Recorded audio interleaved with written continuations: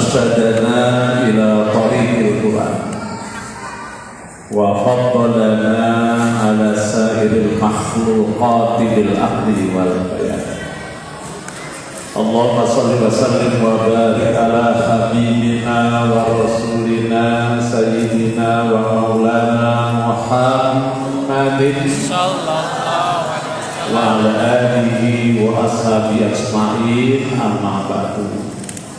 اللهم اجعل جمعنا هذا جمعا مرحوما وتفرقنا من بعده تفرقا معصوما ولا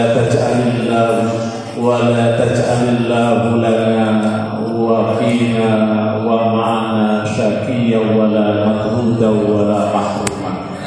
أما بعد. Syukur kita diberi oleh Allah banyak kebaikan dalam Islam, kebaikan dalam iman, kebaikan dalam berjamaah, kebaikan dalam kesehatan, kebaikan dalam keluarga, dan kebaikan-kebaikan yang lain. Dan kita wujudkan rasa syukur itu dengan menjalankan perintah-perintah Allah dan menjauhi larangan-larangan Allah Subhanahu wa ta'ala. Taklim ini penting enggak?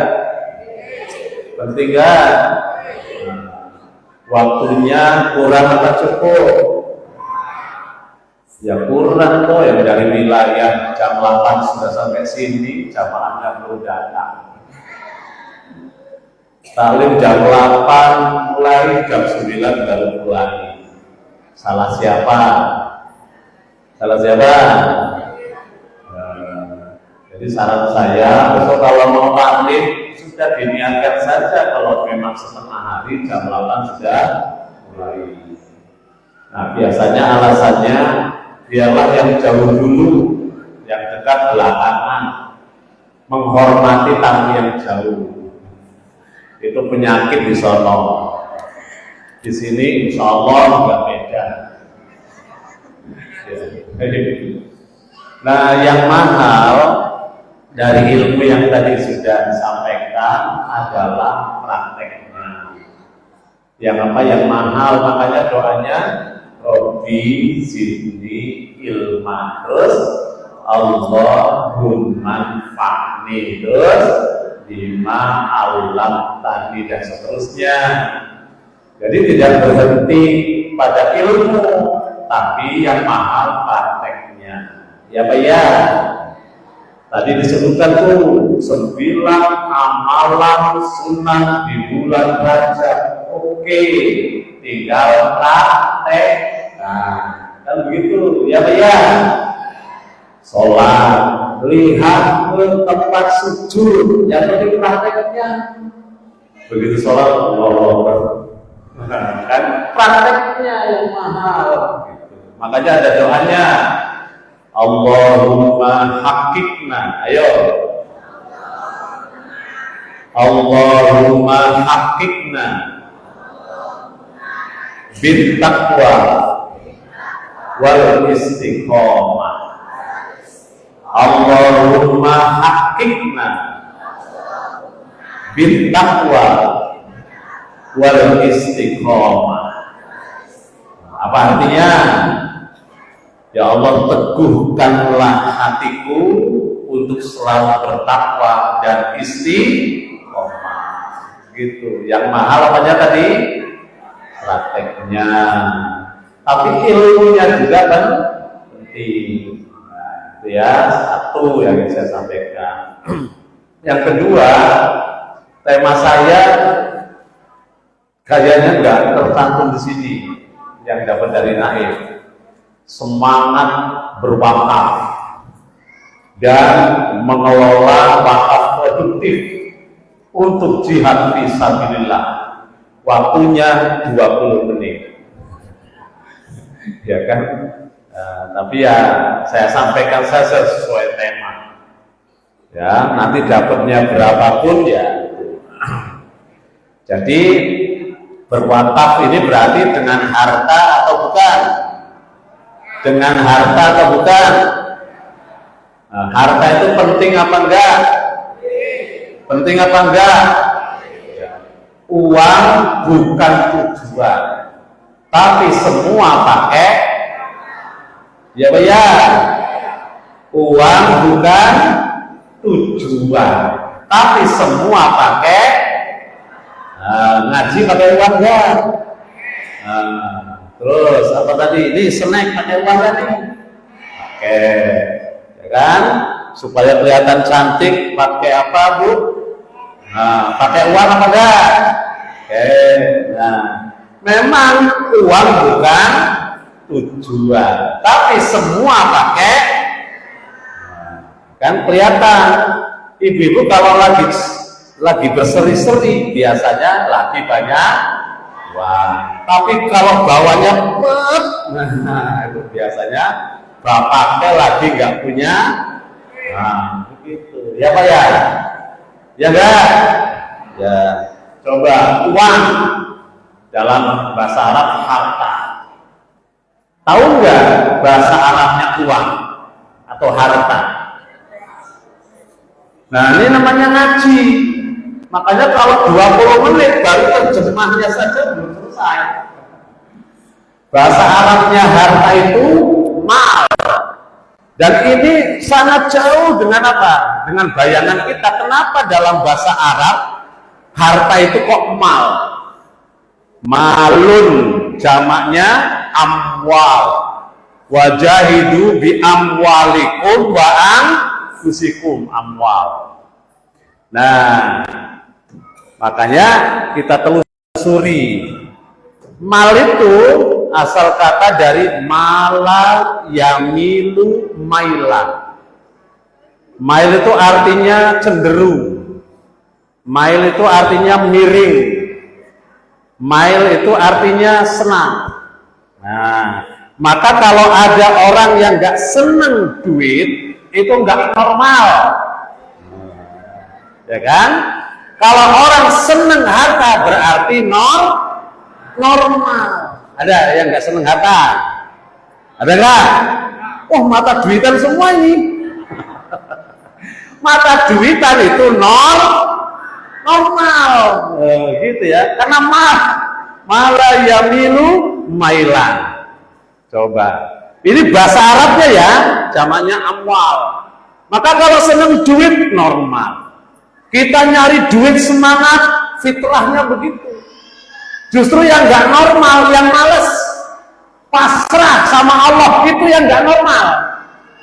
Jadi kalau ada orang muslim tawakal nggak mau kerja, itu nggak normal.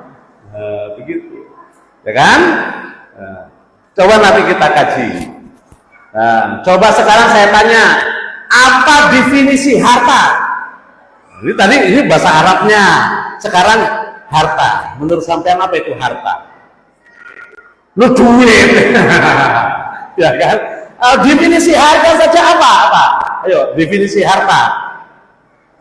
Harta sesuatu yang satu ya, harta sesuatu yang punya nilai, itu harta. Dua, harta itu bisa dimiliki, bisa dikuasai, bisa dimanfaatkan. Itu yang namanya harta. Tiga, kalau hilang dan rusak ada resiko. Itu yang namanya baru tahu definisi harta. Itu menurut para ulama. Cari di Google harta menurut Imam As-Suyuti, pasti ketemu. Jadi harta itu sesuatu yang bernilai ekonomis, itu namanya harta. Dua, bisa dimiliki, dikuasai, dan dimanfaatkan. Tiga, kalau hilang atau rusak, ada sanksinya. Itu definisi harta. Saya ulangi lagi, penting nggak harta? Penting nggak? Kenapa? Sampai berani ngomong, berani tanggung jawab. Penting nggak? Kenapa Pak? Bisa menunjang kehidupan. Ya, ada dalilnya. Di dalam Al-Quran penyebutan mal sangat banyak. Coba saya tanya nih, puasa ada nggak dalilnya? Berapa ayat dalam Al-Quran? Hanya beberapa ayat. Sholat ada nggak dalilnya? Lebih banyak mana sholat dengan puasa? Sholat, kan? Berarti kira-kira kalau diukur nilai ibadah sholat dengan puasa tinggi mana? Sholat. Ada dalilnya. Sekarang harta itu penting.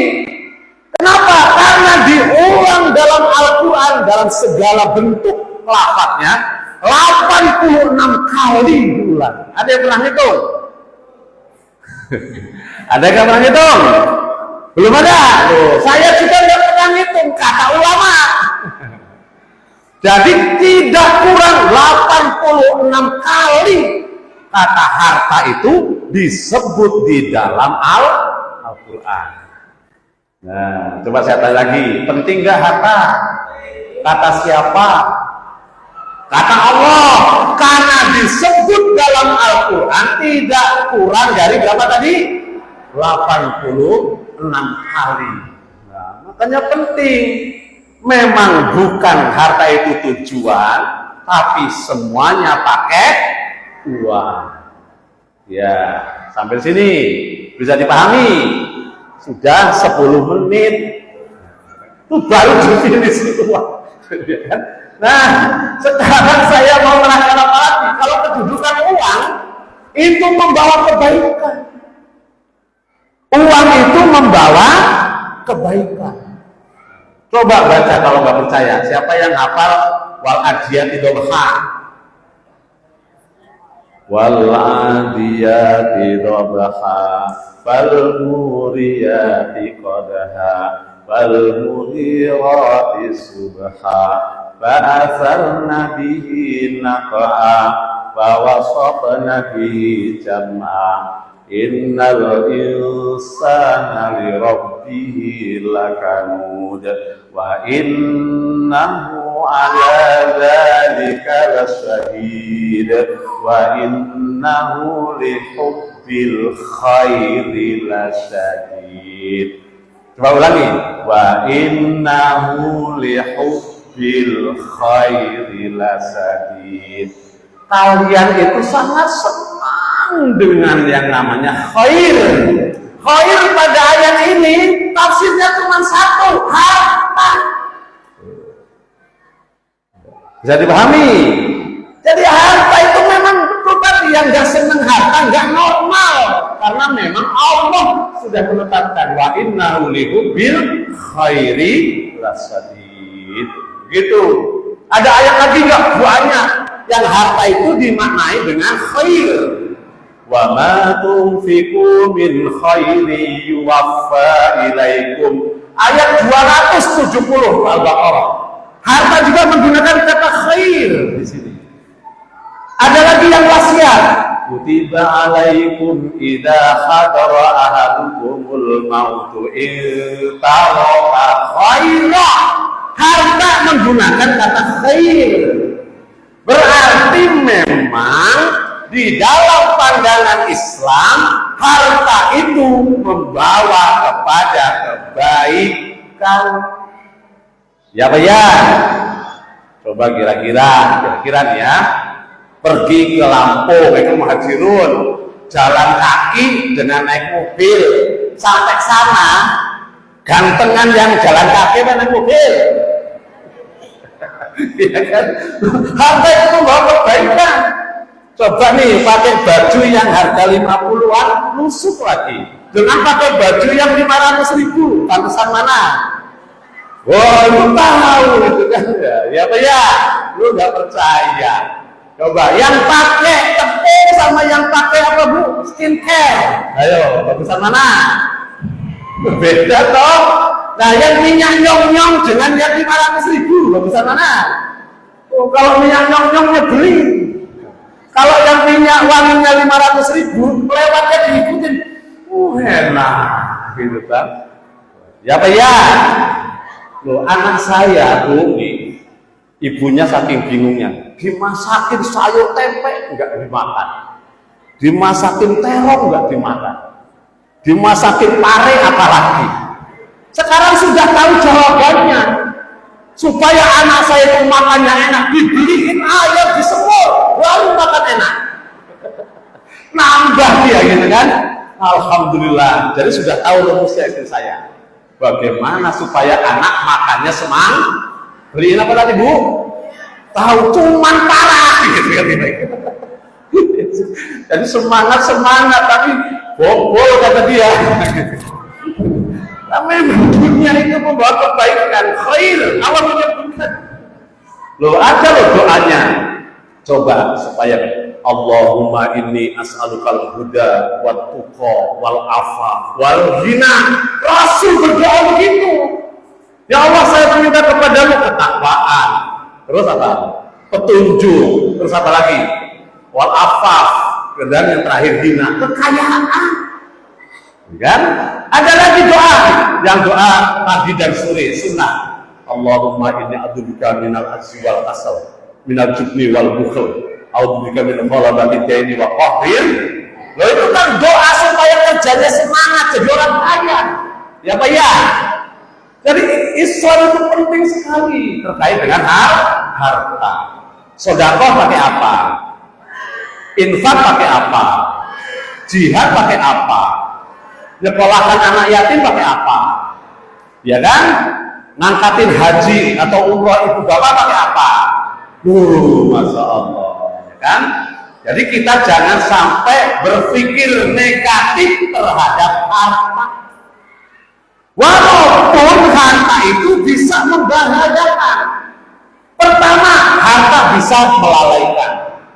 Rabbana ya ayyuhalladzina amanu la tulhikum amwalukum wala auladukum an dzikrillah. Harta bisa melalaikan. Yang kedua, harta bisa membuat orang lupa diri. Alhaakumut takatsur hatta zurtumul maqabir. Kan jelas kan? Harta bisa menjadikan orang sombong. Amma manistagna. Kan? Orang kaya itu biasanya merasa cukup, gak butuh orang lain. Nah, walaupun memang ada negatifnya, tapi harta disebutkan dalam Al-Quran, dalam hadis sangat penting. Jadi uang bukan segalanya, tapi segalanya pakai. Bisa pahami? Nah, makanya habis ini kemudian semangat kerja itu bagus. Coba baca li'ilah. Li'ila fi Quraisy ila fi rihlatas syita'i was-shaib. Coba, udah hafal? Ini prinsip-prinsip ekonomi dalam Islam. Li'ila fi Quraisy. Orang Quraisy itu hebat karena memang kebiasaan. Jadi yang namanya dagang itu harus dibiasakan, harus tekun, harus terus menerus. Begitu. Ya kan? Ila fihim rihlatas syita'i was-shaib. Coba orang Quraisy itu membangun jaringan. Jaringannya apa? Syita Yaman, Shaib. Coba dagangnya. Itu namanya membangun networking. Membangun apa? Etos kerja. Rihlatas syita'i was-shaib. Nah, coba nanti ujung-ujungnya fal ya'budu rabbaha dal bait. Setelah dapat harta untuk ibadah. Ya kan? Kenapa? Karena sejatinya esensi orang bahagia kalau syukur kepada Allah. Nah, jadi kalau dapat harta itu belum tentu bahagia, tapi ketika harta itu disyukuri akan melahirkan kebahagiaan. Apabila diberikan kepada orang lain, itulah hakikat bahagia. Maka sudah jadi jurnal ilmiah. Kapan manusia bahagia? Salah satunya saat dia bersedekah. Sampai begitu. Jam 5 menit. Wakafnya belum. Wakaf. Tahu gak wakaf? Wakaf tahu gak wakaf? Kata Ustaz Nasrul, kalau baca Al-Fatihah wakaf. Alhamdulillahi Rabbil Alamin. Wakaf. Ar-Rahmanir Rahim. Apa tadi? Wakaf. Maliki Yaumiddin. Wakaf. Apa wakaf? Berhenti. Itu namanya wakaf. Nah, jadi wakaf itu berhenti. Seumpama saya ini anggap saja, ya, ini motor, kuncinya di kunci motor. Gak ada ya. Seumpama, nih saya punya motor, Naib, saya serahkan motor ini untuk wakaf nih apa? Nah, jadi motor ini saya wakafkan, saya berhentikan kepemilikan saya berhentikan kemanfaatan untuk saya serahkan kepada Naib. Nah, terus milik siapa jadinya nih? Milik siapa? Hah? Milik siapa? Niabah. Loh, kalau dalam istilah wakaf ada muakif yang nerima namanya apa tadi? Nadir, bukan nadir. Nadir, pakai dal. Nadir. Nadir itu bukan pemilik. Coba arti terjemahan nadir itu apa? Memanfaatkan, menggunakan, ya kan? Mengembangkan wakaf. Nah, jadi motor ini sekarang ada di tangan Nadir. Nadirnya Naib. Nah, jadi Naib hanya punya hak untuk apa tadi? Boleh untuk gojek, boleh enggak? Nah, apa wakafnya? Pakailah motor ini untuk niabah, silahkan. Jadi punya saya ini saya wakafkan, berhenti kepemilikan saya, berhenti penguasaan saya pada kekuasaan Nadir. Nah, kalau kemudian Naib ini menggunakan buat gojek, sehari dapat 50.000, gojeknya hasilnya untuk fakir miskin, boleh nggak? Untuk pembangunan masjid, boleh nggak? Kalau motornya dijual, boleh nggak? Ayo, motornya dijual boleh nggak? Enggak, motornya harus tetap utuh, namanya berhenti. Nah, yang boleh dimanfaatkan adalah pemberdayaannya, pemanfaatannya. Bisa dipahami? Bisa dipahami? Kalau kemudian motor ini ternyata diniabah boro-boro diurus, digeletakin saja, boleh nggak saya ambil lagi? Boleh nggak? Boleh. Itu namanya wakaf. Jadi ulama sih debatable dalam.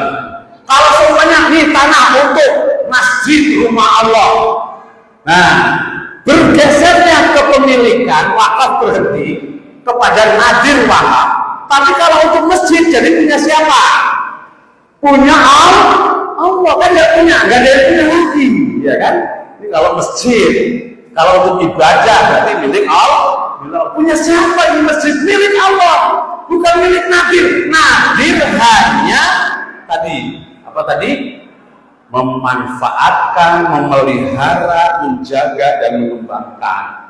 Jadi ini harta wakaf, harta tidak bertuan karena sudah diberhentikan kepemilikannya kepada Nadir untuk dikuasakan kepadanya untuk dimanfaatkan dan digunakan. Paham nggak? Ini saya bukan membahas tentang definisinya, enggak, supaya praktis gitu loh. Apa yang wakaf? Wakaf berhenti kepemilikan terhadap satu benda, diserahkan kepada Nadir untuk dikelola, dikembangkan dan dimanfaatkan. Tapi tidak boleh hilang, tidak boleh dijual, apalagi dihabiskan. Itu namanya wakaf. Paham? Paham ya? Udah dijelentrek, sederhana betul gitu kata wakaf. Nah, karena judulnya panjang, semangat berwakaf. Waktunya habis. Kapan-kapan kita lanjutkan. Mudah-mudahan ada manfaatnya. Assalamualaikum warahmatullahi wabarakatuh.